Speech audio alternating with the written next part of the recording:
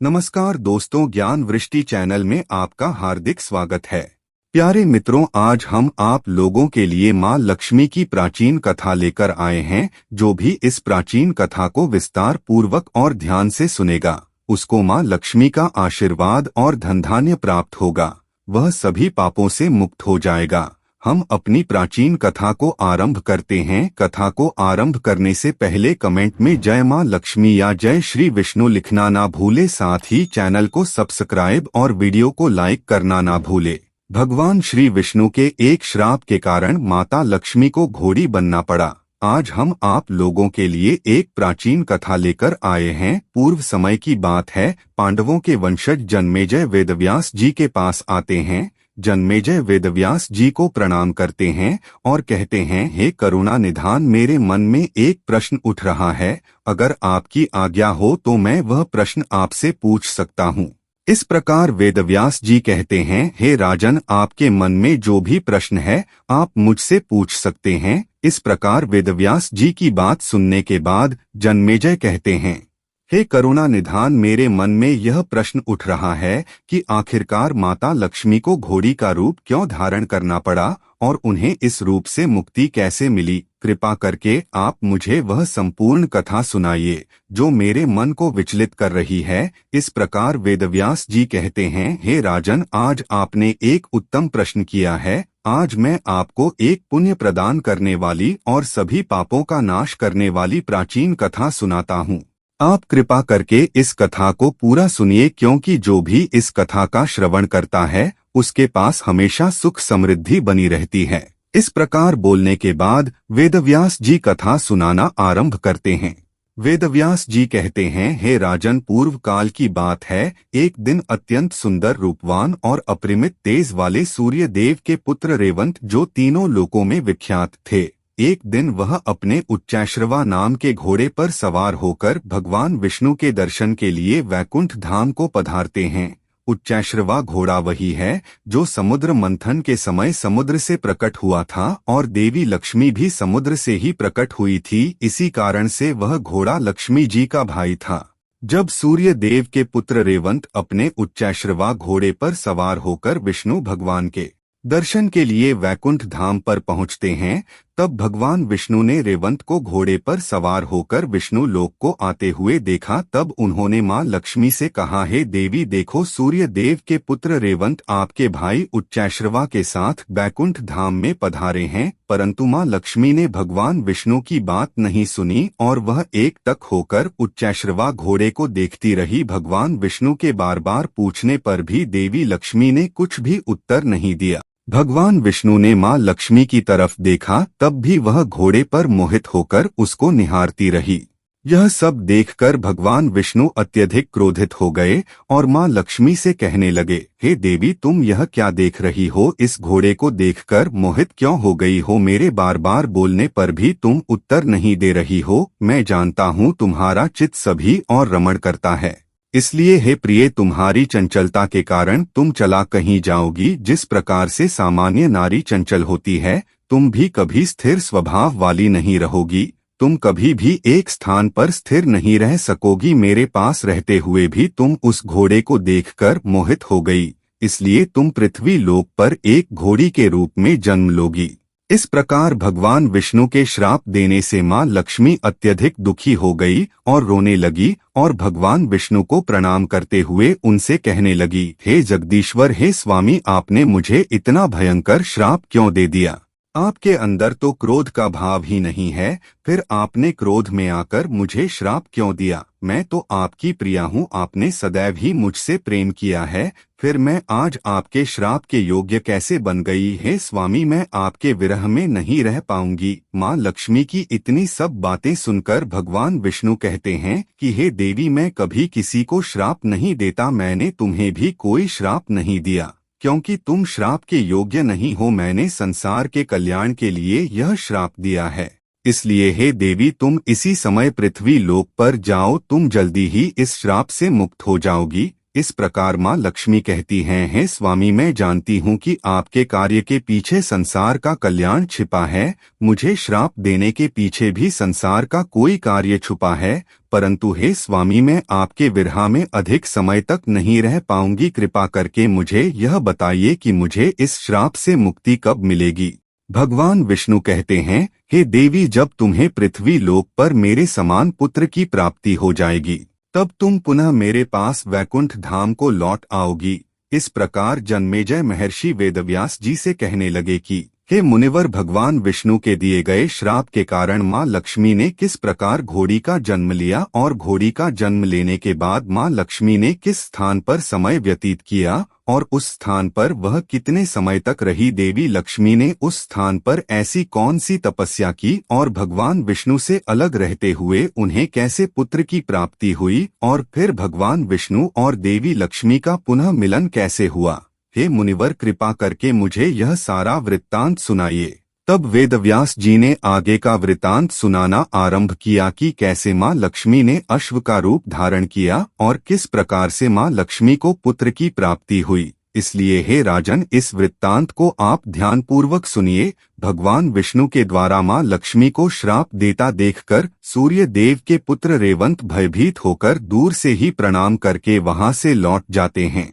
फिर वह अपने पिता सूर्य देव को सारा वृत्तांत सुना देते हैं। इधर माँ लक्ष्मी अत्यंत दुखी होकर भगवान विष्णु से आज्ञा लेकर मृत्यु लोक में चली जाती है। पूर्व काल में सूर्य देव की पत्नी ने उत्तर दिशा में यमुना और तमसा नाम की नदी के संगम पर जो वन स्थित था वहां पर तपस्या की थी। माँ लक्ष्मी भी उसी स्थान पर घोड़ी के रूप में आ जाती है, जिससे देवी लक्ष्मी उसी स्थान पर रहकर सभी कामनाओं को पूर्ण करने वाले त्रिशूलधारी, त्रिनेत्र वाले, गौर वर्ण वाले भगवान भोलेनाथ की तपस्या करने लगी। इस प्रकार तपस्या करते करते देवी लक्ष्मी के मन में वैराग्य का प्रादुर्भाव हो गया और इस प्रकार तपस्या करते हुए उन्हें 1000 वर्ष बीत गए। इस प्रकार भोलेनाथ ने माँ पार्वती के साथ आकर माँ लक्ष्मी को दर्शन दिए और कहा, हे देवी, हे कल्याणी, हे जगत जननी, कृपा करके आप मुझे यह बताइए कि आप इस दुर्गम वन में अश्व का रूप धारण करके तपस्या क्यों कर रही है। आपके पति भगवान विष्णु तो स्वयं परब्रह्म है, वह समस्त मनोरथ को पूर्ण करने वाले हैं और सभी मनुष्यों का कल्याण करने वाले हैं। हे देवी, मोक्ष प्रदान करने वाले जगदीश्वर को छोड़कर आप मेरी आराधना क्यों कर रही है। स्त्रियों के लिए तो पति ही उनका देवता होता है, उन्हें पति के अलावा किसी और की आराधना नहीं करनी चाहिए। पति की सेवा ही स्त्रियों का सनातन धर्म है। पति चाहे जैसा भी हो, स्त्रियों को अपने कल्याण करने की इच्छा से पति की सेवा करनी चाहिए। तब देवी लक्ष्मी बोलने लगी, हे भोलेनाथ, हे तीनों लोकों के स्वामी, मेरे ही पति ने मुझे घोड़ी होने का श्राप दिया है। कृपा करके मुझे इस श्राप से मुक्ति दिलाइए। उसी समय में मैंने अपने स्वामी से इस श्राप से मुक्ति पाने का उपाय पूछा। तब उन्होंने बोला कि तुम्हें जब पुत्र की प्राप्ति होगी तब तुम पुनः वैकुंठ धाम को लौट आओगी। मेरे स्वामी के द्वारा ऐसा कहने के कारण ही मैं इस तपोवन में तपस्या करने के उद्देश्य से आई हूँ और संपूर्ण मनोकामना को पूर्ण करने वाले आप परमेश्वर की आराधना करने लगी। हे महादेव, मुझ निरपराध पत्नी को छोड़कर भगवान विष्णु तो वैकुंठ धाम में विराजमान है। पति के सानिध्य के बिना मैं पुत्र कैसे उत्पन्न करूं। हे महादेव, अगर आप मुझ पर प्रसन्न हैं तो आप मुझे पुत्र प्राप्ति का वरदान दीजिए। आप में और श्री हरि में कोई भेद नहीं है।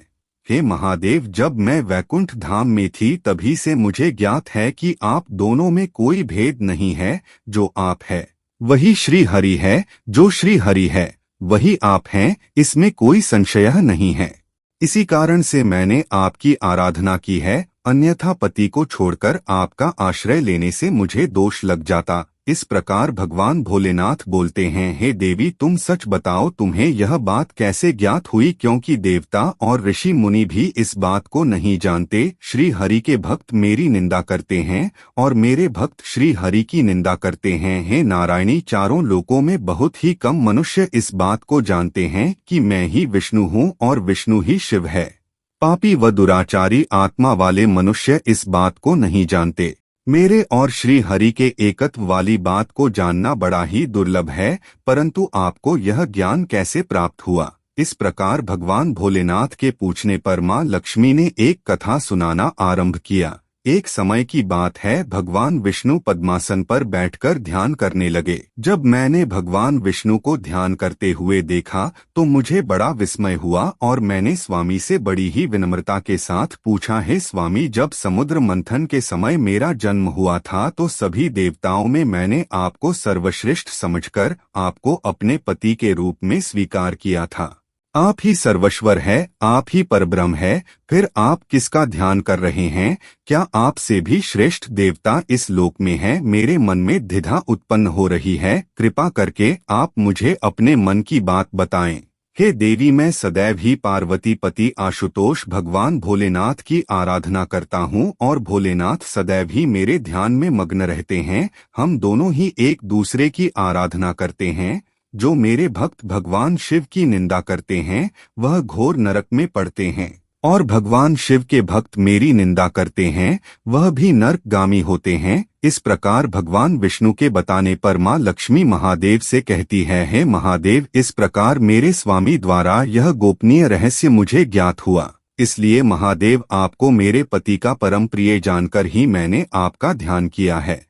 हे महादेव, आप मुझे ऐसा उपाय बताइए जिससे मुझे मेरे पति का सानिध्य प्राप्त हो। देवी लक्ष्मी के ऐसे वचन सुनकर भगवान शिव अत्यंत प्रसन्न हुए और बोले, हे देवी, धैर्य रखो, मैं तुम्हारी तपस्या से अत्यंत प्रसन्न हूँ, इसलिए तुम्हारा तुम्हारे पति से अवश्य मिलन होगा। भगवान विष्णु मेरी ही प्रेरणा से अश्व का रूप धारण करके तुम्हारे पास आएंगे और तुम दोनों के मिलन से तुम्हें उन्हीं के समान पुत्र की प्राप्ति होगी और वह पुत्र पृथ्वी लोक पर राज्य करेगा और कीर्ति प्राप्त करेगा। इस प्रकार तुम पुत्र को प्राप्त करने के बाद भगवान विष्णु के साथ वैकुंठ धाम को चली जाओगी।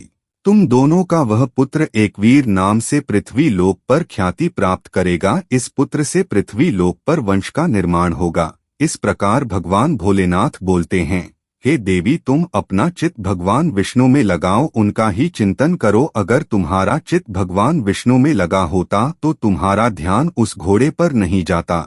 इसी कारण वश तुम्हें यह श्राप मिला है। एक स्त्री का मन सदैव अपने पति में ही लगा रहना चाहिए। हे देवी, अब तुम इसी स्थान पर बैठकर अपने पति भगवान विष्णु की आराधना करो, तुम्हें श्राप से मुक्ति मिल जाएगी। इस प्रकार भगवान भोलेनाथ देवी लक्ष्मी को यह वरदान देकर मां पार्वती के साथ अंतर ध्यान हो जाते हैं। फिर मां लक्ष्मी घोड़ी के रूप में उस वन में एक स्थान पर बैठकर भगवान विष्णु की आराधना करने लगी और अपने पति को अश्व के रूप में स्मरण करते हुए उनकी स्तुति करने लगी। उधर भोलेनाथ मां पार्वती को लेकर कैलाश पर्वत पर पहुंचे। वहां उन्होंने मां लक्ष्मी का कार्य सिद्ध करने के उद्देश्य से चित्ररूप को बुलाया और कहने लगे, तुम अभी वैकुंठ धाम को जाओ और भगवान विष्णु को मेरा संदेश सुनाओ। इस प्रकार चित्ररूप भगवान भोलेनाथ का संदेश लेकर तुरंत वहां से वैकुंठ धाम के लिए चले जाते हैं।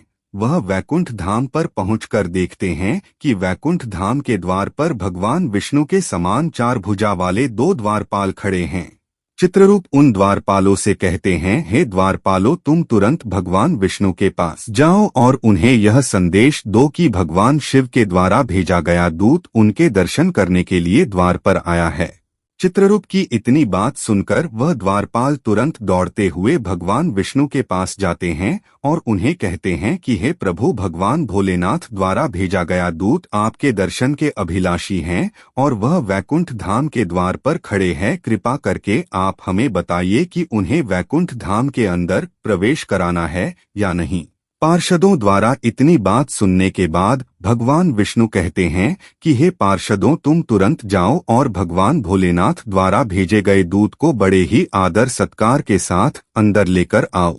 तब वह पार्षद उस दूत को बड़े ही आदर सत्कार के साथ वैकुंठ धाम में प्रवेश करवाते हैं। तब वह भगवान शिव के द्वारा भेजा गया चित्ररूप भगवान विष्णु के सामने हाथ जोड़कर खड़ा हो जाता है। चित्ररूप को इस प्रकार देखकर भगवान विष्णु अत्यंत प्रसन्न होते हैं और चित्ररूप से कहते हैं कि हे चित्ररूप, आज तुम्हारा वैकुंठ धाम में किस प्रकार आगमन हुआ है? भोलेनाथ के किस प्रयोजन से यहाँ आए हो? कृपा करके मुझे बताओ। फिर वह चित्ररूप हाथ जोड़कर बड़ी विनम्रता के साथ भगवान विष्णु से कहता है, हे नारायण, हे गरुड़ ध्वजा, आप तो सर्वज्ञ है, आप तो सब जानते हैं कि मैं वैकुंठ धाम में किस प्रयोजन से आया हूँ। भोलेनाथ ने मुझे किस प्रयोजन से भेजा है, मैं उन्हीं के शब्दों में आपसे बोलता हूँ। हे विभो, आपकी भार्या यमुना और तमसा नदी के संगम पर दुर्गम वन में तपस्या कर रही है। समस्त संसार के आराधना के योग्य एवं समस्त मनोरथ को पूर्ण करने वाली देवी लक्ष्मी घोड़ी का रूप धारण किए हुए हैं। देवी लक्ष्मी के बिना संसार का कोई भी प्राणी सुखी नहीं रह सकता। हे नारायण, माँ लक्ष्मी का त्याग करने के पीछे क्या कारण है? हे जगदीश्वर, आपने बिना किसी अपराध के देवी लक्ष्मी का त्याग क्यों कर दिया? जिसकी भार्या संसार में दुखी हो उसके जीवन को धिक्कार है। ऐसे व्यक्ति की तो शत्रु भी निंदा करते हैं। आपके शत्रु इस समय लक्ष्मी माता को आपसे अलग होकर देखकर काफी प्रसन्न हो रहे हैं।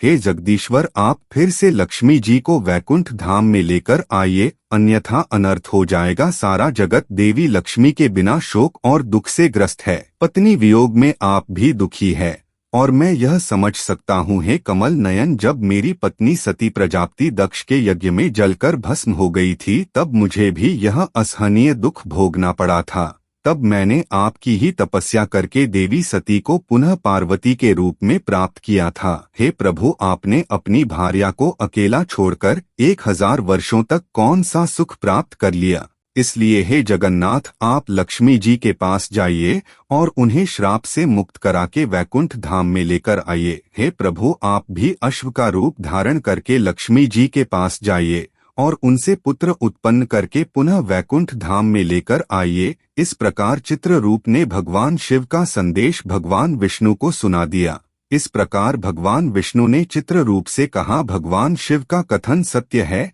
मैं अवश्य ही अश्व का रूप धारण करके देवी लक्ष्मी के पास जाता हूँ। फिर चित्र रूप कैलाश पर्वत की ओर लौट जाते हैं। चित्र रूप के जाने के बाद भगवान विष्णु अश्व का मनोहर रूप लेकर बड़ी शीघ्रता के साथ उस स्थान पर जाते हैं जहाँ पर माँ लक्ष्मी घोड़ी का रूप धारण करके तपस्या कर रही होती है। जब माँ लक्ष्मी ने अश्व का रूप लिए विष्णु भगवान को देखा तो तुरंत उन्हें पहचान लिया। भगवान विष्णु को देखकर देवी लक्ष्मी ने उन्हें बारंबार प्रणाम किया। महालक्ष्मी के आंखों से अश्रु बह रहे थे। फिर भगवान विष्णु ने कहा, हे प्रिय, आज तुम्हारी तपस्या सफल रही। मैं स्वयं तुम्हें इस श्राप से मुक्त करने के लिए आया हूँ। तब देवी लक्ष्मी और भगवान विष्णु के मिलन से उस स्थान पर एक सुंदर पुत्र का जन्म हुआ। फिर भगवान विष्णु ने मुस्कुराते हुए देवी लक्ष्मी से कहा कि हे प्रिय, अब तुम इस अश्वरूप का त्याग करो और अपने मनमोहक रूप में वापस आ जाओ। अब हम दोनों ही अपने दिव्य रूप में वैकुंठ धाम को चलेंगे और हमारा यह पुत्र इसी स्थान पर रहेगा। फिर देवी लक्ष्मी ने कहा कि हे स्वामी, अपने शरीर से उत्पन्न हुए इस पुत्र को मैं इस दुर्गम वन में छोड़कर कैसे चली जाऊं? अपने पुत्र के प्रति स्नेह का त्याग करना अत्यंत कठिन है। हे प्रभु, इस दुर्गम वन में इस छोटे से शिशु की क्या दुर्गति होगी? इसकी रक्षा कौन करेगा? तत्पश्चात देवी लक्ष्मी और भगवान विष्णु उत्तम विमान में विराजमान हुए। तब देवी लक्ष्मी ने कहा, हे स्वामी, मैं अपने पुत्र का त्याग नहीं कर सकती, कृपा करके आप भी इसको अपने साथ लेकर चलिए। हे प्रिय, इस विषय में आपको शोक करना शोभा नहीं देता। यह शिशु यहीं पर सुखी रहेगा, इसकी रक्षा का प्रबंध मैंने कर दिया है। हे देवी, हमारे पुत्र का इसी स्थान पर रहने के पीछे एक महान कार्य छिपा हुआ है, तुम उसको ध्यान से सुनो। इस पृथ्वी पर ययाति के पुत्र तुवर्सु एक प्रसिद्ध राजा है। इस समय वह पुत्र की प्राप्ति के लिए पवित्र तीर्थ में तपस्या कर रहे हैं। उन्हें तपस्या करते हुए 100 वर्ष बीत गए। उन्हीं के लिए मैंने यह पुत्र उत्पन्न किया है। इस पुत्र को मैं इसी समय में उस राजा के पास भेज दूंगा। हे देवी, हमारा यह पुत्र राजा के पास रहकर तीनों लोकों में कीर्ति प्राप्त करेगा। इसके द्वारा संसार के बड़े बड़े कार्य सिद्ध होने वाले हैं। इसलिए हे देवी, अब तुम पृथ्वी लोक को छोड़कर वैकुंठ धाम को चलो। तुम्हें श्राप देने के पीछे मेरी यही लीला थी। फिर भगवान विष्णु की यह बात सुनकर देवी लक्ष्मी अत्यंत प्रसन्न हुई। देवी लक्ष्मी और भगवान विष्णु दिव्य विमान में बैठकर वैकुंठ धाम को चले गए। फिर वेदव्यास जी कहते हैं कि हे राजन, इस प्रकार भगवान विष्णु ने अपनी लीला रचते हुए एक पुत्र को जन्म दिया। उसी से है वंश का विस्तार हुआ। भगवान कुछ भी करते हैं तो उसके पीछे संसार का कल्याण ही छुपा होता है। तो प्यारे मित्रों, आपको कहानी के माध्यम से यह तो पता चल गया होगा कि माँ लक्ष्मी को घोड़ी का रूप क्यों धारण करना पड़ा। अगर आपको यह कथा अच्छी लगे तो वीडियो को लाइक, चैनल को सब्सक्राइब और वीडियो को अपने मित्रों में शेयर करना ना भूले।